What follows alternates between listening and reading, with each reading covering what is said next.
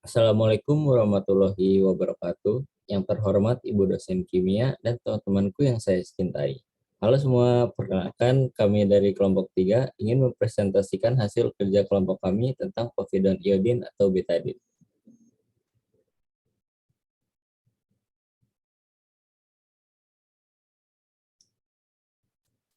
Oke, anggota kelompok 3 ini ada 5. Yang pertama ada Aura, yang kedua ada Daniel, yang ketiga ada Irham, yang keempat ada Ernestine, yang kelima ada saya sendiri, Raka. Apa saja sih yang kita bahas hari ini? Yang pertama adalah konfigurasi elektron, yang kedua ada bilangan kuantum, yang ketiga ada persamaan Schrödinger, dan terakhir adalah sifat unsur.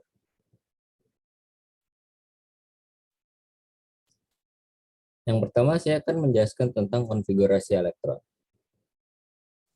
Konfigurasi elektron adalah susunan elektron-elektron pada sebuah atom, molekul, atau struktur fisik lainnya.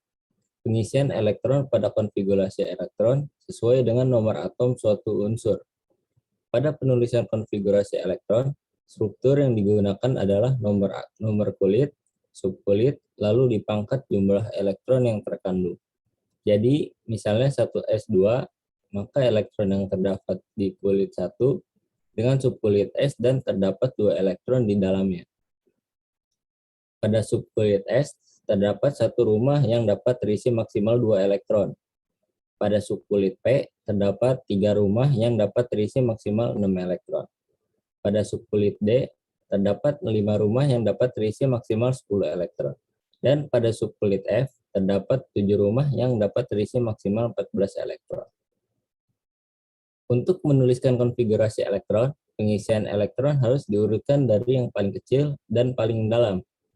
Dapat dilihat dari gambar di layar, terdapat kulit dan subkulit beserta tanda panah. Pengisian elektron dapat diurutkan sesuai tanda panah. 1s, 2s, 2p, 3s, 3p, 4s, 3d, 4p, 5f, 4d, dan seterusnya. Konfigurasi elektron ini merupakan dasar dari bilangan kuantum. Selanjutnya akan dibacakan oleh saudara Irham.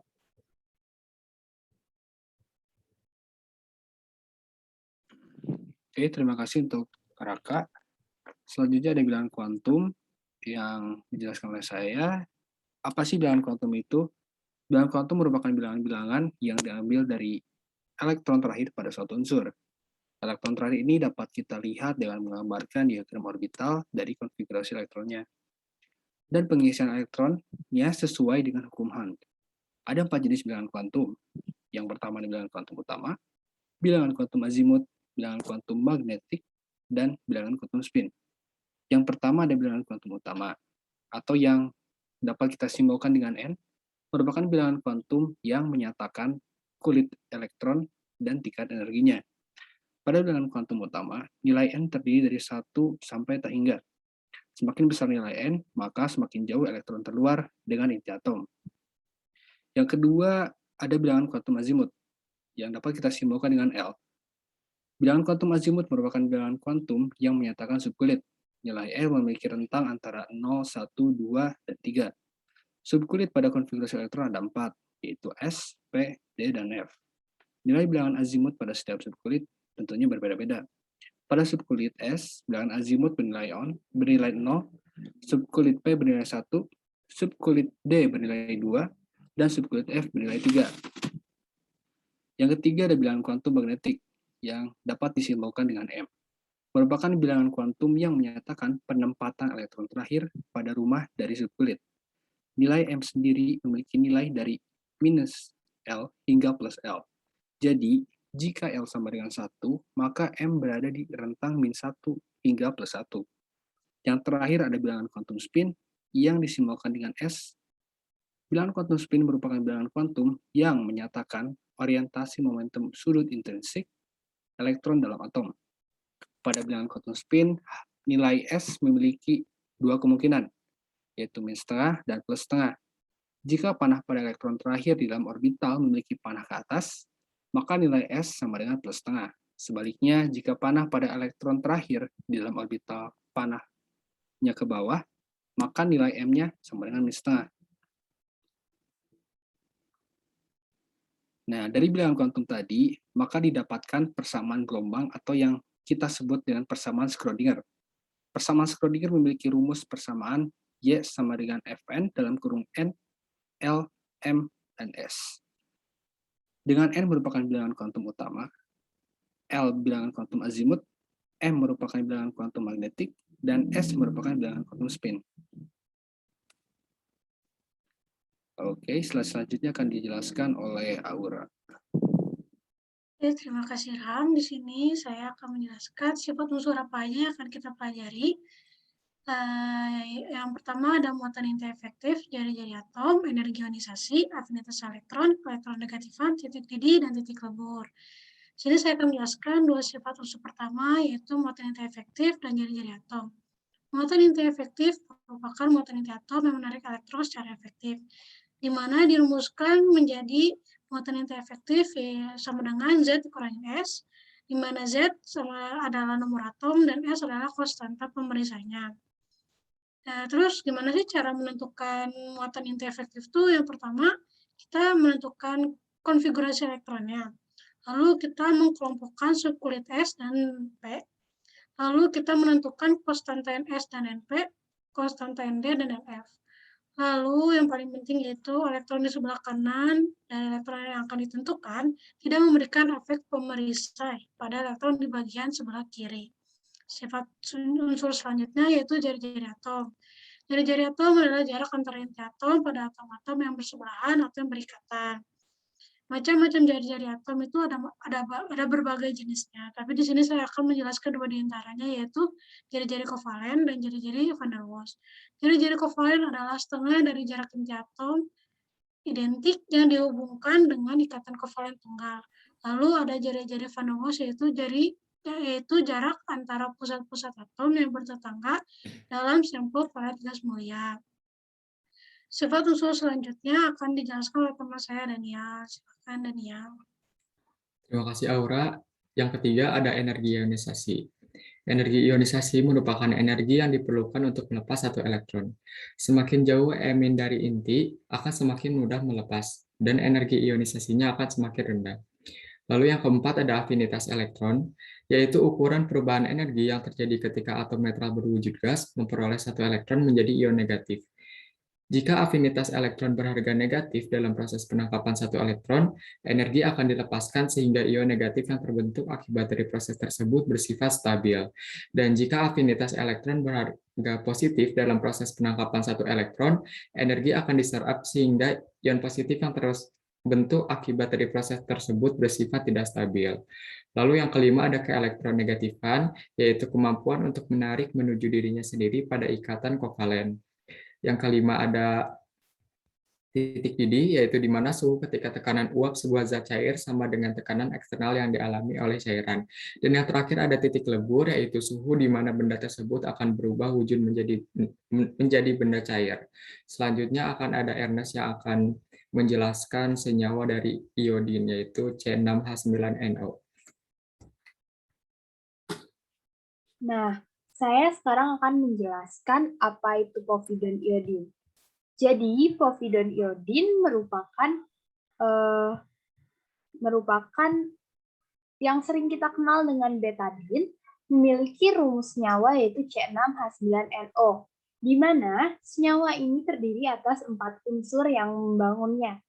Ada C, H, N, dan O, di mana C memiliki nomor atom 6, H memiliki nomor atom 1, N memiliki nomor atom 7, dan O memiliki nomor atom 8.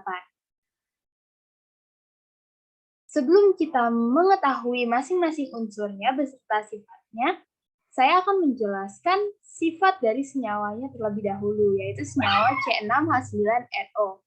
Yang pertama, senyawa C6H9NO larut dalam air bertemperatur dingin dan sedang. Etil alkohol, isoprofil alkohol, polietilen, glikol, dan gliserol. Lalu, tingkat kestabilan C6H9NO di dalam larutan jauh lebih tinggi dibandingkan tinktur iodin dan larutan LUGO. Lalu yang terakhir, dari sifat senyawa C6H9NO, ia membunuh sel-sel eukariotik dan prokariotik. Untuk lebih jelas mengenai unsur-unsur yang terdapat di dalam C6H9NO, mari kita simak presentasi berikut ini. Oke, selanjutnya saya akan menjelaskan lebih dalam mengenai unsur karbon atau yang biasa kita kenal dengan unsur C. Yang pertama kita akan mempelajari konfigurasi elektronnya, yang kedua bilangan kuantum dan persama Schrödingernya, dan yang ketiga yaitu sifat unsurnya.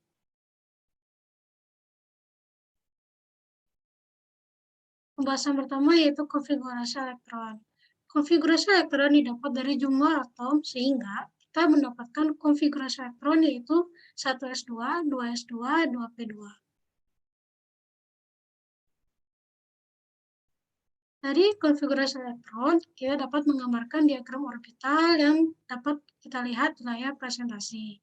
Dari diagram orbital, kita akan mengetahui bilangan kuantumnya, yaitu bilangan kuantum utama sebesar 2, bilangan kuantum azimut sebesar 1, bilangan kuantum magnetis sebesar M, dan bilangan kuantum spin sebesar positif 1/2. Dari bilangan kuantum tersebut, kita dapat mengetahui persama Schrödingernya yaitu Y sama dengan Fn dalam kurung 2,1,0, positif 1/2 tutup kurung. Selanjutnya ada sifat unsurnya. Yang pertama ada bahannya itu inert, tidak larut dalam air, asam bencer dan basa, merupakan pelarut organik, membentuk ikatan kovalen, membentuk kristal seperti grafit dan intan, dan juga non-kristal atau yang biasa disebut amorf. Kemudian, tidak reaktif pada suhu biasa, bereaksi dengan uap air pada suhu tinggi, membentuk katal sederhana seperti C+4, dibakar menghasilkan karbon monoksida, bereaksi dengan fluor, tidak bereaksi dengan asam sulfat, asam klorida, klorin, dan basa lainnya, membentuk asam oksi, membentuk garam asam oksi, membentuk ikatan kovalen tunggal, ikatan rangkap 2, dan ikatan rangkap 3 yang akan membentuk senyawa organik.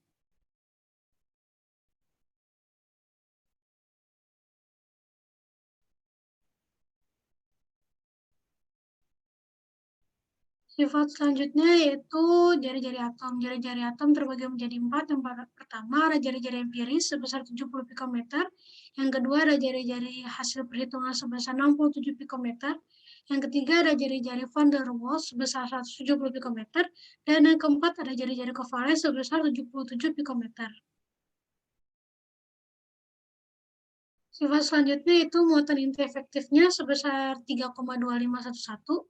Energi ionisasinya sebesar 11,2603 eV, keelektronegatifannya sebesar 2,5, afinitas elektronnya sebesar negatif 122, titik didihnya sebesar 4.820 derajat Celcius, dan titik lelehnya sebesar 3.550 derajat Celcius. Sekian penjelasan dari saya mengenai sifat unsur karbon. Unsur selanjutnya yaitu hidrogen akan dijelaskan oleh teman saya Daniel. Oke, selanjutnya di sini saya akan menjelaskan unsur H yaitu hidrogen. Yang pertama ada konfigurasi elektron, lalu ada bilangan kuantum dan persamaan Schrödinger, dan yang terakhir ada sifat unsurnya.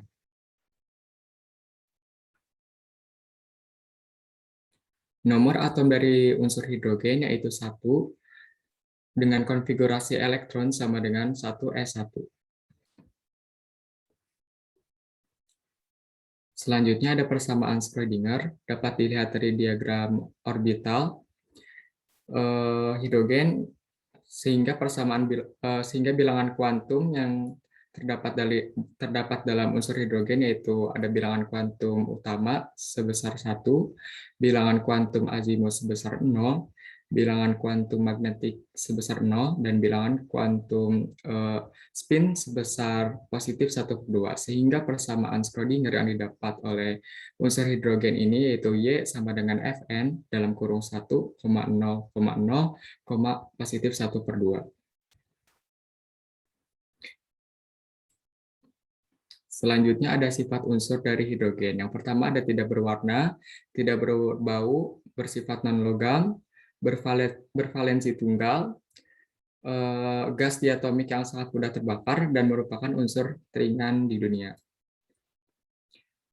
Selanjutnya ada tidak reaktif pada suhu biasa, dapat bereaksi dengan gas oksigen membentuk air, membentuk kation sederhana Na+, gas hidrogen yang sangat mudah terbakar dan akan terbakar pada konsentrasi 4% di udara bebas, dan satu elektron pada orbit dapat membuat hidrogen menjadi reaktif dan membentuk ikatan pada unsur lain.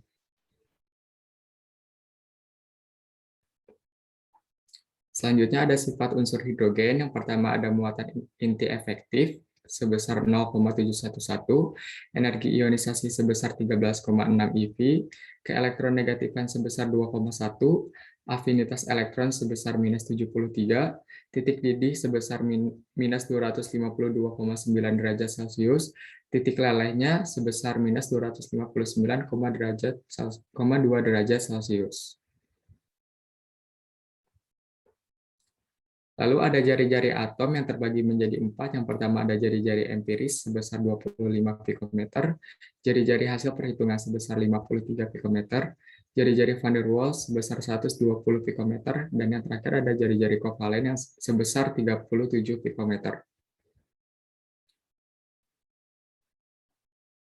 Selanjutnya akan ada teman saya, Irham, yang akan menjelaskan tentang unsur nitrogen. Baik, selanjutnya ada unsur nitrogen yang akan dijelaskan oleh saya. Yang ada 3 poin yang akan saya bahas. Yang pertama, konfigurasi elektron. Kedua, bilangan kuantum dan persamaan Schrödinger. Yang terakhir, ada sifat unsur.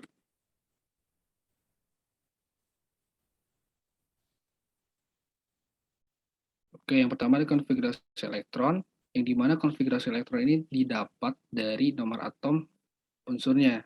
Maka konfigurasi elektronnya 1s2, 2s2, 2p3. Nah, dari konfigurasi elektron tadi, kita dapat menggambar diagram orbitalnya.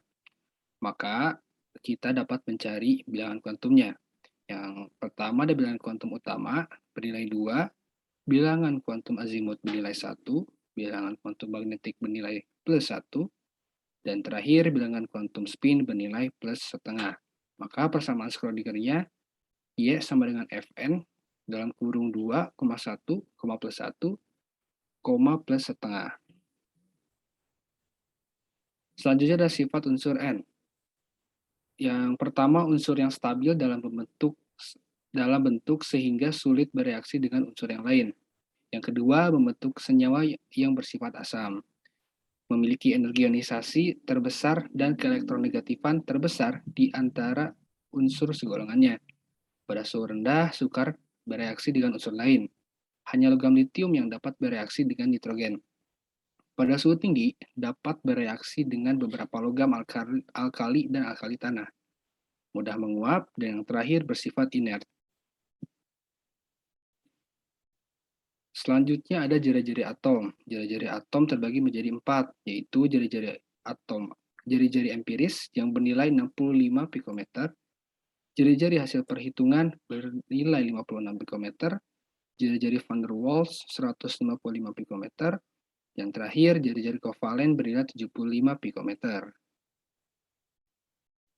Selanjutnya ada muatan inti yang bernilai 3,911, energi ionisasi bernilai 14,5341 eV, keelektronegatifan 3, afinitas elektron 0, titik didihnya -195,802 derajat Celcius, Dan yang terakhir, titik leleh bernilai minus 209,79 derajat Celcius.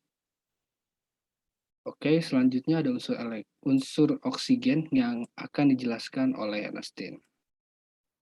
Baik, sekarang saya akan menjelaskan mengenai unsur oksigen.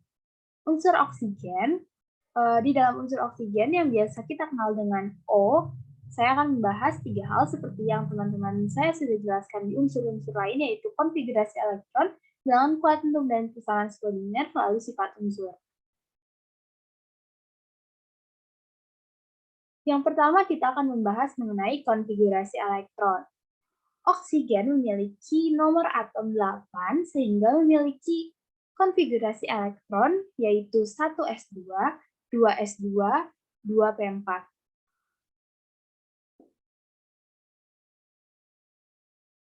Dari konfigurasi elektron tadi, kita dapat menggambar diagram orbital yang bisa Anda lihat di layar, di mana kita dapat melihat diagram orbital dari 1s2, 2s2, dan 2p4.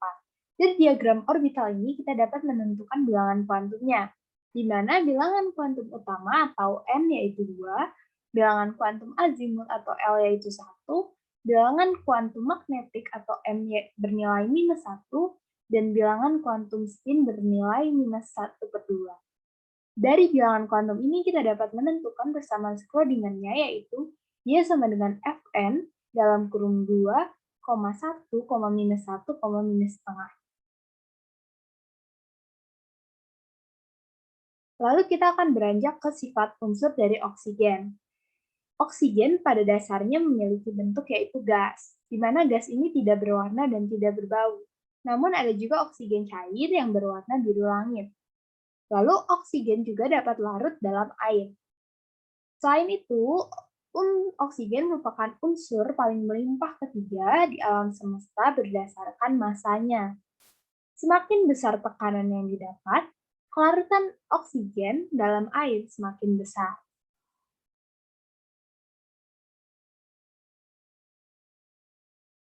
Oksigen berkaitan dengan berikatan dengan unsur lain, di mana 2 atom unsur oksigen dapat berikatan menjadi dioksigen. Lalu unsur oksigen juga mampu bereaksi dengan semua unsur lainnya menjadi oksida, kecuali helium, neon, argon, dan Kr. Lalu hampir semua unsur kimia dapat berkaitan dengan oksigen selain gas mulia. Yang terakhir, biasanya oksigen terdapat dalam bentuk diatomik atau O2, namun ada juga dalam bentuk triatomik atau O3 yang biasa kita kenal dengan ozon.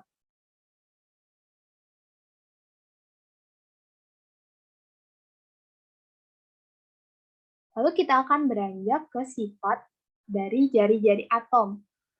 Jari-jari atom unsur oksigen dibagi menjadi 4, yaitu jari-jari empiris sebesar 60 pikometer, jari-jari hasil perhitungan sebesar 48 pikometer, jari-jari van der Waals sebesar 152 pikometer, dan jari-jari kovalen sebesar 73 pikometer.